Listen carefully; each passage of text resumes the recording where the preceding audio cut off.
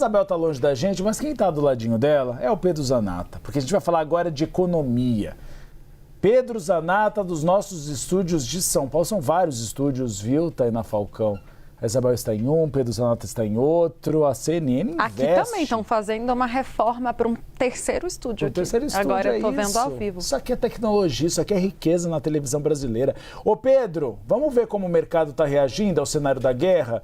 E a essa possibilidade de Donald Trump impor novas tarifas, e não só contra o Brasil, contra vários países do mundo inteiro.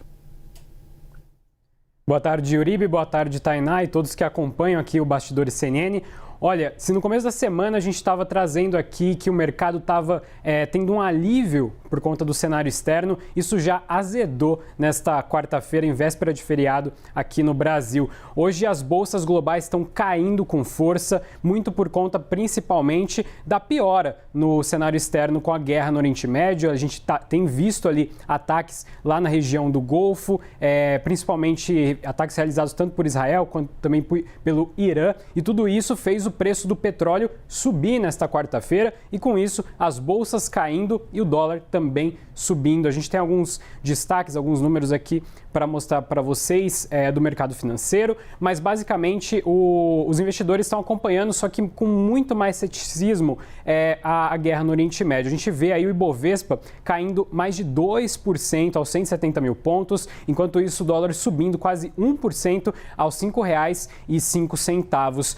Outra coisa também que entra nessa conta, claro, é a ameaça tarifária dos Estados Unidos contra não só o Brasil agora, mas vários outros países, várias outras economias, e isso também entra nos cálculos das planilhas dos economistas, porque muitas instituições, aqui do Brasil inclusive, estão revisando suas projeções para a taxa de juros, ou seja, juros mais altos por mais tempo, com essa incerteza no Oriente Médio, essa incerteza com relação à guerra lá no Irã. Tudo isso faz preço, e faz muito preço.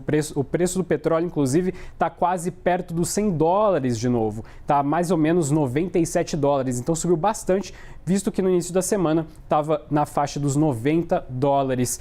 E sem uma conclusão prevista para essa guerra, todos os economistas estão, então, indo para economias mais seguras, como é o caso dos Estados Unidos, apesar de que lá as bolsas também estão caindo, mas o dólar está se fortalecendo porque é um ativo seguro, um ativo que o mercado busca em momentos de muita incerteza. E aqui no Brasil, agora, essa conta ela fica pior por conta dessa perspectiva sobre os juros, por conta das tarifas e também por conta do preço do petróleo, que continua pressionando os combustíveis e, consequentemente, encarecendo fretes e pressionando a inflação, que é o que tanto o BC tenta reduzir aí com esse remédio amargo que são as taxas de juros. Uribe, Tainá.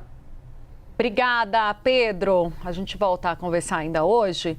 Vamos falar um pouquinho mais sobre como a guerra pode afetar também as economias no mundo? Segundo a OCDE, alguns países podem passar por recessão, inflação mais alta, caso o conflito ainda se estenda até o próximo ano. Quanto mais tempo, mais custos. A notícia está em destaque no site da CNN Brasil. Lá vocês conseguem detalhadamente entender o que diz a OCDE, com uma avaliação que, se a guerra durar menos, a produção de petróleo e gás pode retornar gradualmente aos níveis de antes da crise. Mas a previsão ainda da OCDE é de que o crescimento global desacelere 3,4% para 2,8% neste ano. Para a inflação, a expectativa é que as economias do G10 registrem pico de 4% ainda em 2026.